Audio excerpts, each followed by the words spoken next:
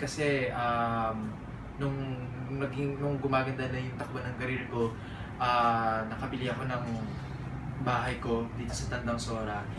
Then na na na ano yun eh, sa tunay na buhay, sa sa lahat.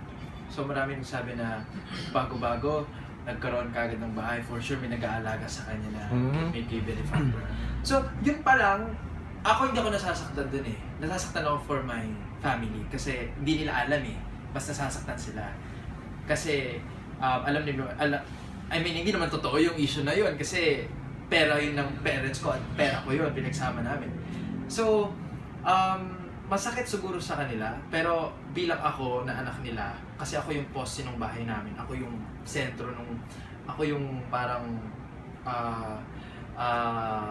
poste ng family namin. So, hindi ko kailangan ipakita sa kanila na nadadown ako ng mga tao because of social media. Napakalit na bagay. Hindi yun dapat kung pagtuunan ng pansin. So ako yung nagiging positive. Hindi ko pinapakita sa magulang ko na nanghihina ako ng gano'n. Kahit na masakit, kahit papaano. Pero